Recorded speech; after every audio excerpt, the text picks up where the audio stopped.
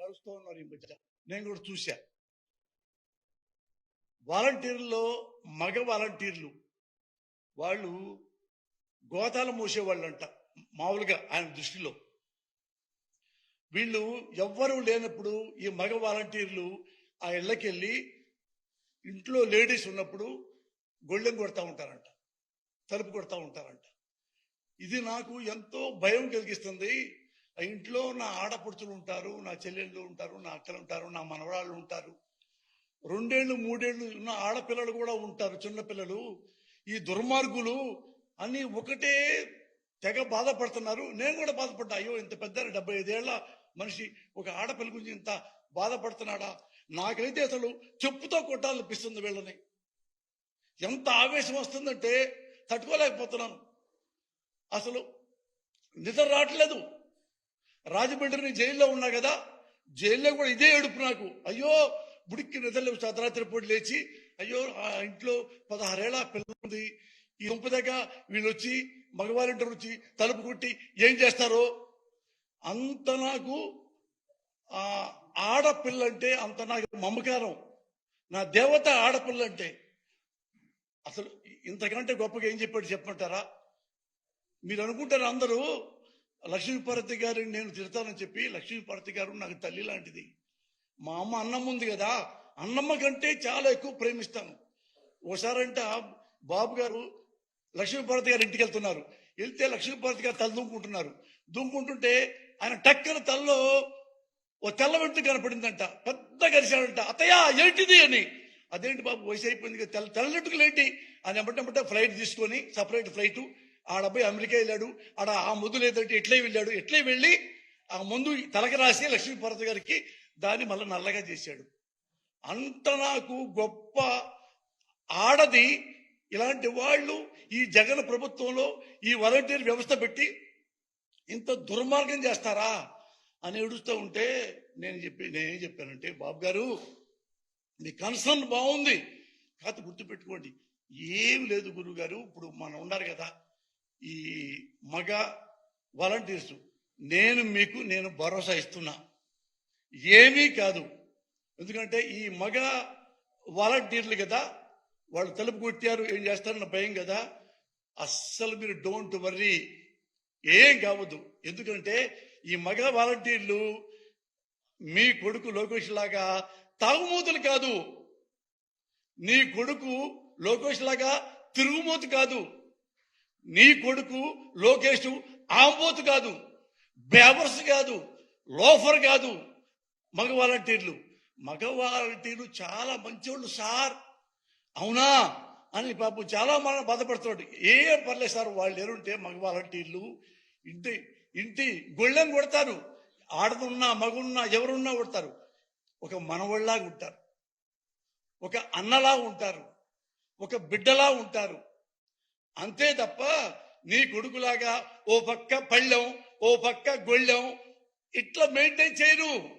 అందుకని మీరు ఆడపిల్లల గురించి మీరేం బాధపడకండి సార్, మీరే కన్నీళ్లు పెట్టుకోండి. ఇది నారా చంద్రబాబు గారి దర్శనం. సిగ్గుండాల నారా చంద్రబాబు అనేవాడికి ఎంత సిగ్గు లేకుండా పోయిందంటే, మీ అందరికి చెప్తున్నా, ఈ ప్రజలందరికీ, ఈ నారా చంద్రబాబు అనేవాడు జయప్రద ఓ పెద్ద హీరోయిన్ ఒకప్పుడు, ఆమెను రాజకీయాలకు తీసుకొచ్చి ఆమె జీవితాన్ని నాశనం చేసి వదిలిపెట్టాడు. Same the great NT Ramarao గారి ఇల్లాలు, ఆ విల్లాలని బజారుకి పంపించాడు. ఈయన కాదు, ఈయన అంటున్నాడు కదా జగన్ గారి ఈ ప్రభుత్వంలో ఆడవాళ్ళు ఇది వాలంటీర్లు లేడీసు అయిపోతారని. అసలు చంద్రబాబు అండ్ కో, చంద్రబాబు జయప్రద జీవితాన్ని నాశనం చేశావా? చంద్రబాబు లక్ష్మీ పార్వతి జీవితం నాశనం చేశావా? రే రామోజీరావు, రామోజీరావు ఎందుకంటున్నానంటే ఆయన మాది చాలా క్లోజ్, మేము తప్పేం లేదు, క్లోజ్ క్లాస్మేట్స్ లాగా అంత క్లోజ్ అనమాట. రామోజీరావు, నీ వల్ల నువ్వు డైలీ పేపర్ మీద లక్ష్మీపార్వతి దుష్టశక్తి అని ఆమె జీవితం నాశనం చేశావా? నెక్స్ట్ ఉన్నాడు రాధాకృష్ణ, కిలాడి రాధాకృష్ణ లైవ్ లో 70 ఏళ్ల ఆడదాన్ని 30 ఏళ్ళు 70 ఏళ్ళు ఆడదంటే ఎవరు? లక్ష్మీపార్వతి గారు, ది గ్రేట్ ఎన్టీ రామారావు గారి ఇల్లాలు. ఆ ఇల్లాలని ఒక 30 ఏళ్ల కుర్రాడిని తీసుకొచ్చేసి ఈ 30 ఏళ్ల కుర్రోడిని లక్ష్మీపార్వతి గారు లవ్ చేస్తున్నారంట అని వాడు రాస్కెల్ రాధాకృష్ణ గారు లైవ్ లో పెట్టాడు. ఇంకోన్నాడు ఇక్కడ TV5 అనేవాడు, వాడు ఇదే లక్ష్మీపార్వతి గారిని ఇదే వేశ్య అని చెప్పేసి వాడు 1 అవర్ లైవ్. ఈ వదలు వీళ్ళే కాదు, వీళ్ళు ప్రతి వాళ్ళు ఆడదంటే చాలా చీపు. ఎగ్జాంపుల్ తీసుకోండి, బాలకృష్ణ ఆడది కనపడితే ముద్దు పెట్టాలి, లేకపోతే దాన్ని కడుపు చేయాలి, హ హ హ హ అంటాడు. ఏమనాలి దాన్ని? వీడు కొడుకున్నాడు, తాగుతాడు, తిరుగుమోతు. చాలా చూపించు ఒకసారి, అతను అలాంటి వాడు, ఎంత తిరుగుమోతో, ఆడదంటే ఎంత రెక్లెస్ గా ఉంటాడో. ఆడవాళ్ళందరి జీవితాలను ఆడుకునేది నారా చంద్రబాబు అండ్ కో. వైసీపీలో చూపించండి, ఒక్కటి చెప్పండి జగన్ గారి గురించి, ఒక్కటి చెప్పండి జగన్ గారి గురించి. అందుకని ప్రజలకు నేను చెప్తున్నాను,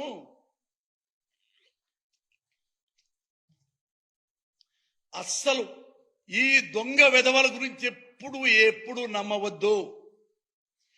ఏ పేపర్ నమ్మవద్దు, రామోజీరావు పేపర్ నమ్మవద్దు, వాడెవడు ఏబిఎన్ ఆంధ్రజ్యోతి వాడి పేపర్ నమ్మవద్దు, వాడి టీవీ నమ్మవద్దు. కేవలం వాడు ఏడుపు ఏందంటే జగన్ గారు అతను దింపేయాలి, దింపడానికి ఏమైనా చేద్దాం, మనం అతను పైకైనా పంపిద్దాం, ఏడికైనా పంపిద్దాం, మనం కూర్చోవాలి అని ఒక చిన్న మా క్యాస్ట్ చిన్న కోటరే ఉంది. వాళ్ళందరూ ప్రతిసారి ఇదే గోల. అతని ఇంట్లో జగన్ గారు వాళ్ళ ఫ్యామిలీని తిడతారు, జగన్ గారిని సైకో అంటారు, జగన్ గారిని అరే, జగన్ గారిని అరే. ఎవరు? ఈ ది గ్రేట్ నారా చంద్రబాబు నాయుడు. ఇలాంటి వాళ్ళని తిట్టకుండా ఎలా ఉంటాను చెప్పండి?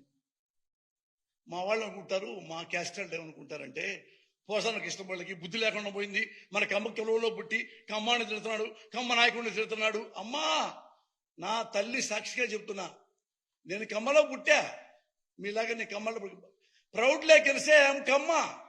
So what? నేను మంచివాడిని, కమ్మ కులంలో పుట్టా. కమ్మ కులంలో ఇంకోటితో స్నేహం చేయాలంటే ఆ కమ్మాడు కూడా మంచివాడై ఉండాలి. వాడు వెదయి ఉంటే ఫ్రెండ్షిప్ చేయొచ్చా? ఇప్పుడు నా కూతురు ఉంది, నా పెళ్లి చేయాలి, అరే మన కమ్మోడు ఎమ్మటే పెళ్లి చేసి ఎమ్మటే పంపించేస్తాం 3 మూడు శానిమూన్కి. నా కూతురికి పెళ్లి చేయాలంటే కమ్మాడై ఉండాలి, కమ్మాడు వాడు అందగాడై ఉండాలి, వాడు చదువుకుని ఉండాలి, వాడు బుద్ధిమంతుడు ఉండాలి, వాళ్ళ అమ్మ ఉండాలి, వాళ్ళ అయ్య బాగుండాలి, వాళ్ళ ఇంటి చరిత్ర బాగుండాలి, ఉద్యోగం ఉండాలి, పొలాలు ఉండాలి, ధనాలు ఉండాలి, బంగారం ఉండాలి, డైమండ్స్ ఉండాలి. ఇన్ని ఉంటే నా కమ్మాళ్లలో కమ్మోడిని నా కూతురికి ఇస్తా. వాడు వెదవైతే, వాడు తాగుమూత అయితే, వాడు తిరుగుమూత అయితే, వాడు పుండాకూర అయితే కమ్మడని చెప్పి పెళ్లి చేసుకుంటారా? నా అల్లుడు చేసుకుంటానా? ఊరు చెప్పండి. నేను ఇదే అడుగుతున్నా మిమ్మల్ని ఎప్పటి నుంచో. ఏం కాదు కదా. ఎగ్జాంపుల్ మీరు అన్నారు, ఎందుకు అయినా మన కమ్మళ్ళలో మనం తిట్టుకోవటం. ఒక కమ్మవాడు అవినీతిపరుడు, ఒక కమ్మవాడు దొంగ, వాడి అమ్మ వాడిని క్వశ్చన్ చేయకూడదా? అంటే నేను కమ్మవాడిని నేను ఒక్కడనే తిట్టకూడదు, నేను ఎక్కడనే విమర్శించకూడదా? మరి ఒక కమ్మవాడు దొంగ అయితే రెండో వాడు విమర్శిస్తున్నాడుగా, విమర్శిస్తున్నాడు, చూపించమంటావా? ఇదిగో ఆంధ్రజ్యోతి చూడండి, ఇది ఇక్కడ ఎవరున్నాడు? ది గ్రేట్ దొంగ అలీబాబా 40 దొంగలు. చూడండి, 5,700 కోట్లు తిన్న మోసగాడు అని ఆంధ్రజ్యోతి మన కమ్మోడు రాధాకృష్ణ గ్రాండ్కి రాశాడు. ఇప్పుడు ఈ కిలాడి విజయవాడలో ఎమ్మెల్యేగా పోటీ చేస్తున్నాడు. మరి అమ్మ రాధాకృష్ణ కమ్మోడే, వాడిని ఎప్పుడు తింటారు? నన్ను ఎందుకు తిడుతున్నారు? నేను చంద్రబాబు దొంగ అంటున్నాను, నన్ను రాసుకెళ్తాడా, బుద్ధి అంటారా, యదవ అంటున్నాడా నన్ను? నీకు నా best chief minister Jaganmohan Reddy. ఈయన నా కులమేం కాదు, ఈయన నా బంధువు కాదు, నా క్లాస్మేట్ కాదు, నాకేమన్నా డబ్బులు ఇవ్వలా. కావాలంటే నార్కో టెస్ట్ చేయించుకోవచ్చు, డబ్బులు ఇచ్చి జగన్ గారు అనేస్తున్నాడని చెప్పి. ప్రమాణ సాక్షిగా అతన్ని క్యారెక్టర్ చూసే 14 ఏళ్లుగా అతని వెంట తిరిగి అతని క్యారెక్టర్ చూసే, అట్లానే నా సొంత బ్రదర్ లాగా భావించి అతన్ని నేను అభిమానిస్తున్నా. ఎందుకు అభిమానిస్తున్నాను? Because of character. ఎందుకు మన కమ్మ నాయకుడిని మనం అంటున్నాము? Because of bad character. మీరు ఇదే తెచ్చుకోండి.